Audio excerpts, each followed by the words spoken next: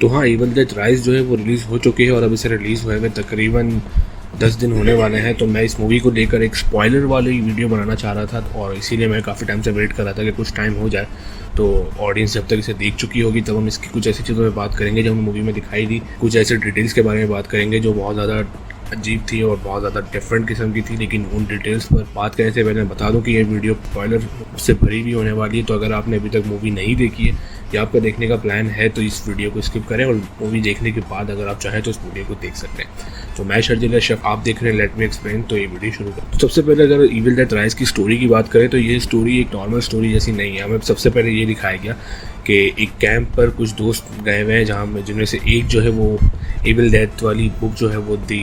Book of death की वजह से पोजेस हो चुकी है और उसने एक एक करके वहाँ सबको मार दिया। इसके बाद हमें दिखाया जाता है कि आज एक दिन पहले की कहानी से शुरू किया जाता है कि एक दिन पहले क्या हुआ था। तो हम देखते हैं बेथ को, जो एली की बहन है, जो इस कहानी के दो मेन कैरेक्टर हैं या पूरी फैमिली है जो इस कहानी में घूम रही है। उसमें उसके कैरेक्टर्स हैं एली और बैथ। तो हम बैथ को देखते हैं कि जो बैथ है वो एक बार में है और वो अपनी प्रेगनेंसी टेस्ट लेती है और उसे पता चलता है कि वो प्रेग्नेंट है और इसके बाद वो थोड़ा परेशान हो जाती है क्योंकि इससे पहले कभी इस तरह की परेशानियां उसने फेस नहीं। लेकिन अब इसके बाद जब वो अपनी बहन के पास जाती है और अपनी बहन से मिलती है लेकिन इसके बाद वो अपनी बहन के पास जाती है क्योंकि उसकी बहन ऑलरेडी इस तरह की चीज़ें फेस कर रही है। देखा जाए तो एली एक इसमें एक ऐसा कैरेक्टर है जो बिना बाप के 3 बच्चों को बड़ी मुश्किल से पाल रही है और बैथ ऐसे में उसके पास पहुंच जाती है, जबकि एली जो है वो बैथ से काफ़ी टाइम से कॉन्टैक्ट कर रही होती है लेकिन बैथ जो है उसे प्रॉपर रिस्पॉन्स नहीं कर रही है। हालांकि एली इस चीज़ पर नाराज थी कि मैं जब तक तुमसे कांटेक्ट करती रही तुम आई नहीं। अब इन दोनों के बीच में इनकी माँ को लेके भी थोड़ी सी अजीब सी अनबन है क्योंकि इनकी माँ एली को अच्छा समझती थी और बैथ को अच्छा नहीं समझती थी। तो वो एक अलग स्टोरी है। और बच्चे पिज्ज़ा लेने चले जाते हैं लेकिन जब पिज्ज़ा लेके बच्चे वापस आते हैं तो उस एरिया में एक पूरा अर्थक्वेक आता है और इस अपार्टमेंट के नीचे अर्थक्वेक की वजह से एक होल हो जाता है जो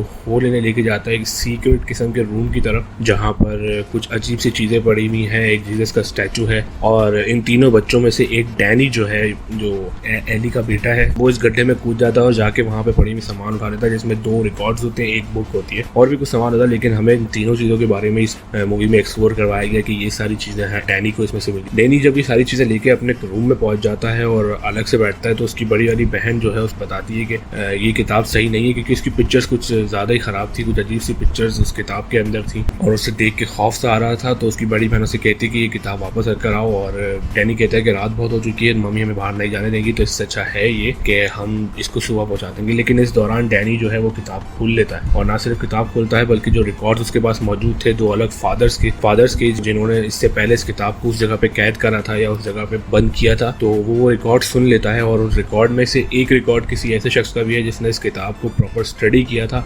और उसने हर चीज़ को पढ़ा भी था। अब यहाँ से कहानी शुरू होती है। जब रिकॉर्ड शुरू होता है तो रिकॉर्ड में कुछ ऐसे लफ्ज मौजूद थे, कुछ ऐसी चीज़ें मौजूद थी जिसे सुनकर वो जो इविल है, जो एक डीमन है, वो वहाँ आ जाता है और वो सबसे पहले टारगेट करता है इनकी माँ को। और वो जो लिफ्ट वाला सीन है जिसमें वो उसे टारगेट कर रहा होता है वो सीन काफ़ी हद तक हॉरर है। जैसे मैंने कहा था कि पहले हाफ में आपको मूवी बहुत हद तक हॉरर दिखाई देगी, दूसरे हाफ में मूवी हॉरर ज़रूर है लेकिन सबसे ज़्यादा ब्रूटल है और आपको वो हॉरर जो उसकी हॉररनेस है वो आगे जाके कुछ हद तक विजिबल दिखाई नहीं देगी, जबकि आपको ब्रूटलिटी बहुत ज़्यादा विजिबल दिखाई देगी क्योंकि इसके बाद जो तबाही मचाना शुरू करी है एली के अंदर मौजूद उस डीमन ने, आउटस्टैंडिंग है। और इस तरह की मूवीज़ देखने में कुछ हद तक मज़ा आता भी है लेकिन ये मूवी ऑनेस्टली कहना चाहूँगा फैमिली मूवी नहीं है क्योंकि छोटे बच्चों पे इस कुछ ज़्यादा ही बुरे तरीके का इम्पैक्ट भी डाल सकती है। कहानी यहाँ से शुरू होती है और एली जब वापस अपने घर जाती है पोजेस होने के बाद पहले तो किचन में जाके अजीब सा बिहेव करती है और फिर उसके बाद एक बहुत बड़ी वॉमिट करने के बाद मर जाती है। मर क्या जाती है मतलब गिर के बेहोश हो जाती है और फिर उसे लोग सब ये सारे अपार्टमेंट के लोग और उसकी बहन बैथ चेक करती है। इससे पता चलता है कि शायद एली मर चुकी है लेकिन फिर भी वो आंखों वाला सीन बहुत ज़्यादा डेड है। उसके बाद डीमन है वो पूरी तरह से बॉडी पे हावी हो जाता है और पूरी तरह से पोजेस कर लेता है बॉडी को क्योंकि यही तो वो चाहता था कि लोग इसे थोड़ा सा मुझे टाइम दें इसके अंदर सही से पोजेस होने के लिए। उसके बाद जो दवाई शुरू होती है वो पहले बैथ पे हमला करती है, फिर ब्रेगेट पे हमला करती है, कैसी पे हमला करती है। फिर जैसे ये सब कम नहीं होता तो इतना सारा शोर सुनने के बाद जो अपार्टमेंट के लोग हैं वो घर में आते हैं और फिर एली बाहर निकलती है और सारे अपार्टमेंट्स के लोग को मारना शुरू करती है। इतने में पीछे जो फैमिली है वो दरवाजा लॉक कर लेती है ताकि एली जो सब कुछ है वो बाहर करे और बाहर के लोगों को इन लोगों ने तो टोटली उसके हाथ में दे दिया और फिर जिस तरीके से उसने बाहर के लोगों को मारना शुरू किया, हम लोग तो थिएटर में बैठ के बस सिर्फ चीख रहे थे इस चीज़ को देख के कि ये क्यों कर रही है, ये क्या कर रही है। और इस सीन के बाद जो है वो मॉम जो है वो एक गाना गाती है जिससे कैसी अट्रैक्ट होकर चली जाती है। On the other hand Danny जो है वो अपनी आंट को वो किताब और वो रिकॉर्ड दिखा रहा होता है, और इससे अदर हैंड पे जाए तो हमें दिखाई देता है कि ब्रेगेट जो है वो पॉजेस होने वाली है, क्योंकि वो एली के हाथों जख्मी हो गई थी, उसके आंख के पास एक चोट लग गई थी, उसे भी अजीब सी वॉमिट होती है और उसके ऊपर भी एक डीमन हावी हो जाता है। तो यहाँ इस तरफ फैमिली का दूसरा मेंबर पॉजेस हो जाता है, फिर ये लोग उससे लड़ते हैं, उसे भी मारते हैं, लेकिन अनफॉर्चुनेटली इस सारे झमेले में जो मॉम बाहर होती है वो अंदर आ जाती है। लेकिन इस दौरान जो सीन है, वो जो सीन मुझे बहुत पर्सनली पसंद आया, उस सीन में बेथ जो है वो रिकॉर्ड सुन रही होती है ताकि उसे पता चले कि इन डीमन से बचने का तरीका, पॉजेस लोग हैं उन्हें अनपॉजेस कैसे किया जाए। तो वो रिकॉर्ड्स में सुन रही होती है, उसे रिकॉर्ड्स में पता चलता है कि इसका कोई हल नहीं है और सिवाय इसके कि अगर आपको बचना है तो आप इससे जितना दूर भाग सकते हैं भागें, और कोई हल नहीं है। और इतने में एली जो बाहर थी वो अंदर आ जाती है, उसी रूम में जिस रूम में बेथ ये सब सुन रही होती है, और कैसी और डैनी बाहर ये सब देख रहे होते हैं कि डक से कोई अंदर की तरफ जा रहा है। और फिर हम देखते हैं कि इनके पीछे ब्रेगेट भी जो है जो बंदी हुई थी लेकिन वो बाहर निकल आई है, वो भी उठ के खड़ी हो गई है, लाश थी लेकिन फिर भी खड़ी हो गई है, वही ईवल वाली प्रॉब्लम। फिर हम देखते हैं एक और फाइट सीक्वेंस शुरू होती है, तो सब एक दूसरे को बचाने में लग जाते हैं, लेकिन इस दौरान भी एक बड़ा नुकसान ये होता है कि डैनी जो है जिसने सब कुछ किया था वो पॉजेस हो जाता है, वो भी जख्मी हो जाता है और मर जाता है। लेकिन फिर ये लोग किसी तरह से एली से जान छुड़ाते हैं और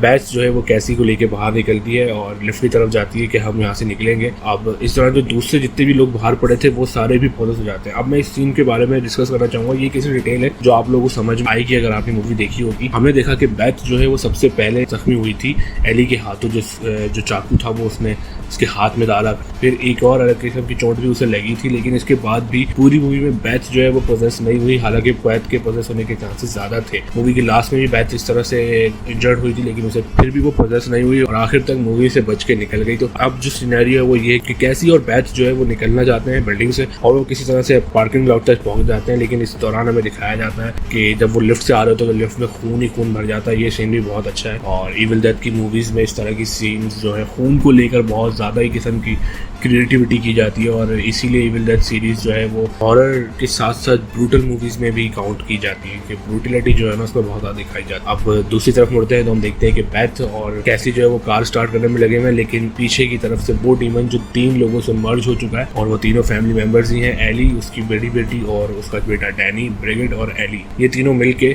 एक अलग किस्म का बीस्ट बन के नीचे आ जाते हैं और ये लोग इन दोनों को ढूंढने लगते हैं और किसी तरह से पार्किंग लॉट से बाहर निकलने में कामयाब बेथ हो भी जाती है, लेकिन कैसी को जो है वो बीस्ट पकड़ लेता है। कैसी को पकड़ लेता है तो बेथ वापस अंदर जाती है, पूरी की पूरी जो पार्किंग लॉट है उसमें जगह जगह खून ही खून हो जाता है। यहाँ पे कैसी का बचना मुझे कुछ हद तक सही साउंड करता है कि ठीक है कैसी बच सकती थी क्योंकि कैसी इंजर्ड नहीं हुई थी या कैसी को कोई चोट नहीं लगी थी, लेकिन जब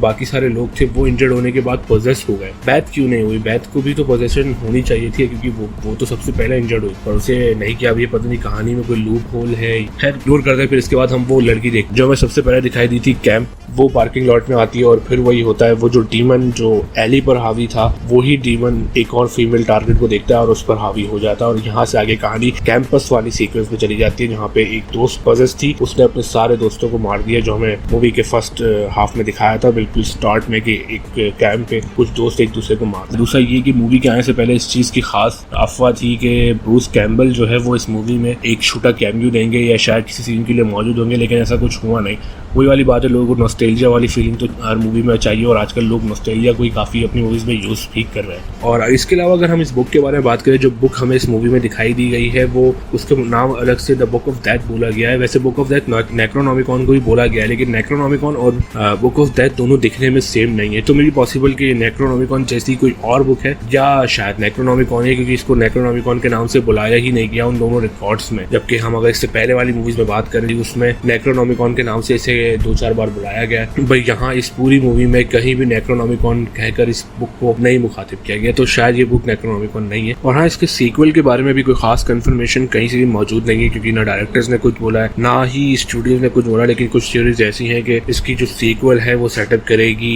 उसी कैंप साइट वाले सीक्वेंस के साथ जहाँ पर जेसिका नाम की जो लड़की पॉजेस होने के बाद अपने दोस्तों को मार देती है और आगे वो डेड लीड्स बनाना शुरू कर देगी। और हमें ये भी हो सकता है कि हमें सीक्वल में ये दिखाया जाए जो हमारे मेन कैरेक्टर जो बच चुके हैं बेथ और कैसी जो है वो आगे खुद को सर्वाइव करने के लिए और काफी लोगों से लड़ते हुए दिखाई दे। तो सीक्वल में ऐसा हो सकता है, लेकिन अभी तक सीक्वल की कोई प्रॉपर अनाउंसमेंट हमें स्टूडियो की तरफ से नहीं मिली है और ना ही हमें डायरेक्टर्स ने इसके सीक्वल के बारे में कुछ बोला। लेकिन अगर जब ये मूवी अब रिबूट हो ही चुकी है और ये जो कहानी ये रिबूट हो ही चुकी है, तो मे बी पॉसिबल कि ये कहानी आगे कहीं और पार्ट्स में दिखाई दे, क्योंकि ओरिजिनली भी तो इस मूवी के 3 पार्ट्स तो बने ही थे। मे बी पॉसिबल कि इसे भी आगे कंटिन्यू किया जाए, जबकि उसे अब नए मॉडर्न डेज में सेटअप कर ही दिया। इविल डेड के बारे में अब तक जो भी कुछ डिटेल्स मुझे पता थी या जो चीज़ें मुझे मालूम थी मैंने इस वीडियो में डिस्कस कर दी हैं, और अब आपको इस मूवी के बारे में काफ़ी कुछ पता है। इवन इसकी स्टोरी के बारे में भी इस वीडियो की वजह से आपको पता चल जाएगा। तो इस वीडियो को यहीं पे एंड करते हैं। मैं शर्जील अशरफ इसी के साथ आपको कहता हूँ